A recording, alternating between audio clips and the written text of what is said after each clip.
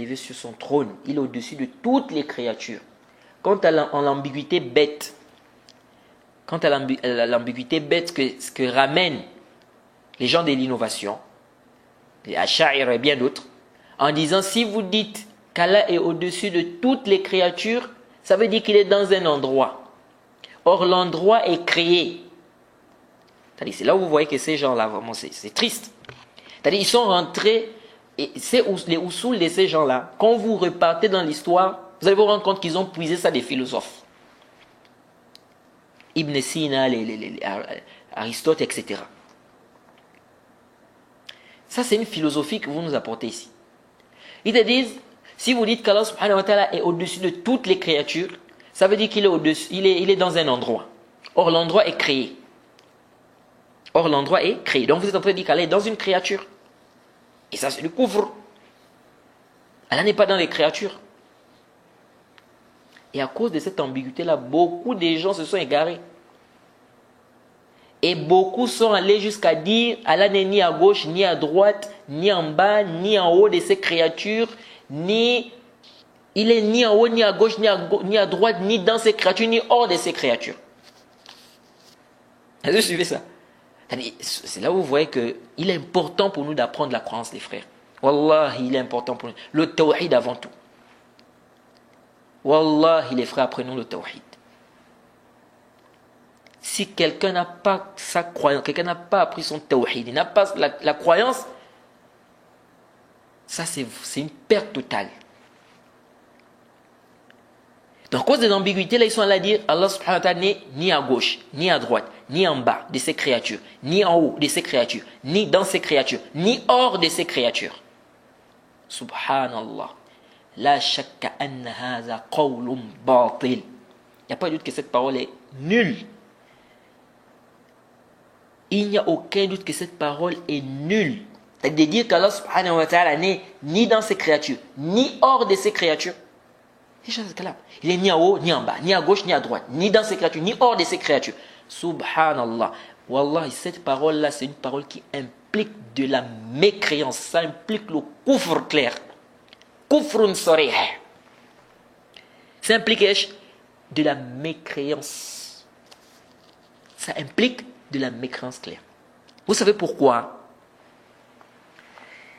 Car en disant qu'Allah n'est ni à gauche, ni à droite, ni en bas, ni en haut de ces créatures, ni dans ces créatures, ni hors de ces créatures, en vérité, tu es en train de nier l'existence d'Allah.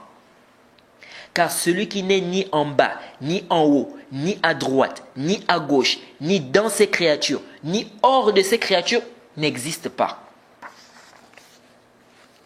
Donc en réalité, quand vous êtes en train de dire qu'Allah n'est ni en haut, ni en bas, ni à gauche, ni à droite, ni dans ces créatures, ni hors de ces créatures, ça c'est clair que vous êtes en train de faire quoi? Cette parole implique en fait le reniement de l'existence d'Allah subhanahu wa ta'ala. Ça veut dire qu'Allah n'existe pas.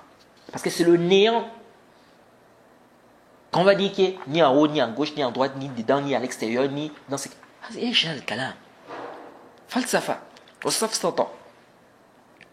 C'est pourquoi cette parole est grave. C'est grave de dire ça. Allah subhanahu wa ta'ala n'est pas dans ses créatures.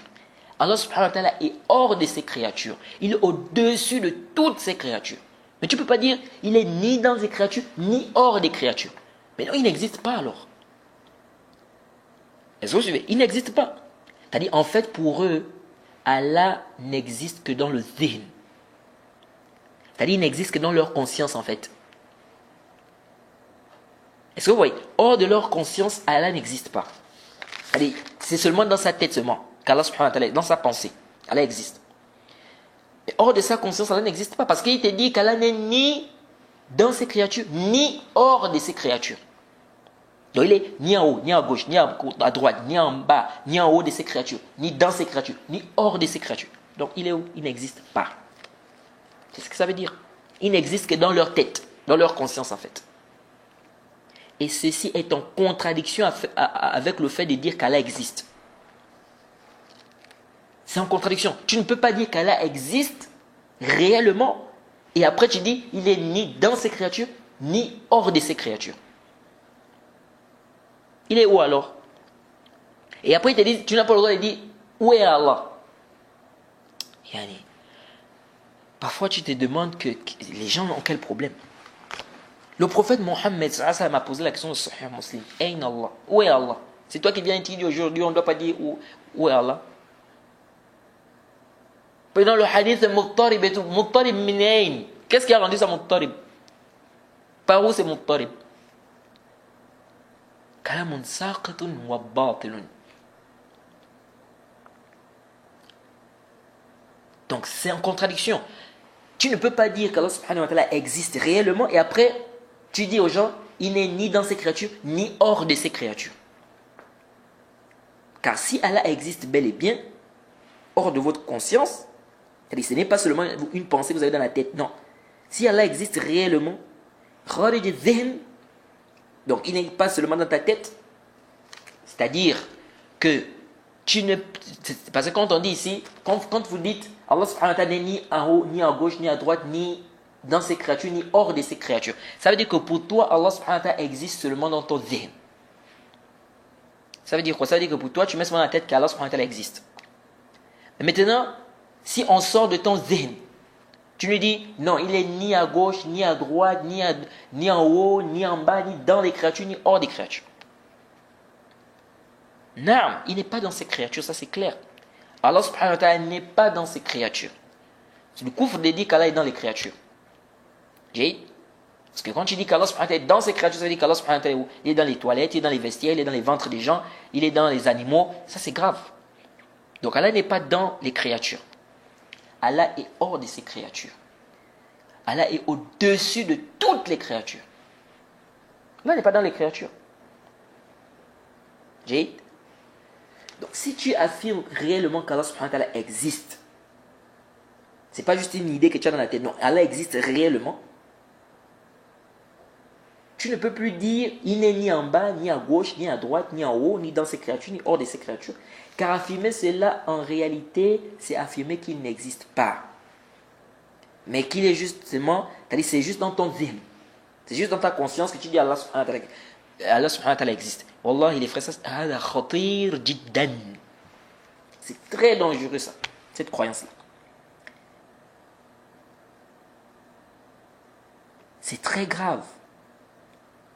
Parce que quand tu dis qu'Allah subhanahu wa ta'ala, il n'est ni dans ses créatures, ni hors de ses créatures, donc pour toi, Allah subhanahu wa ta'ala existe dans ton zihn. C'est-à-dire que c'est juste une pensée en fait, que tu as d'Allah subhanahu wa ta'ala.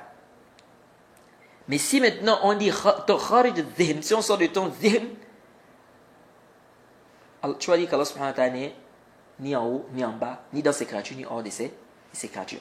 Et ça c'est quoi? Ça c'est clair que tu es en train de faire quoi? Tu es en train de régner l'existence d'Allah subhanahu wa ta'ala. C'est très grave, c'est très dangereux d'avoir une telle croyance. Et ceci c'est quoi? C'est parce qu'ils n'ont toujours pas purifié leur cœur de cette impureté qu'est l'anthropomorphisme. Et de deux, ils sont rentrés avec les philosophes dans leur conception batila, car vous verrez que les usul, les fondements de ces gens-là, tirent leur origine chez les philosophes.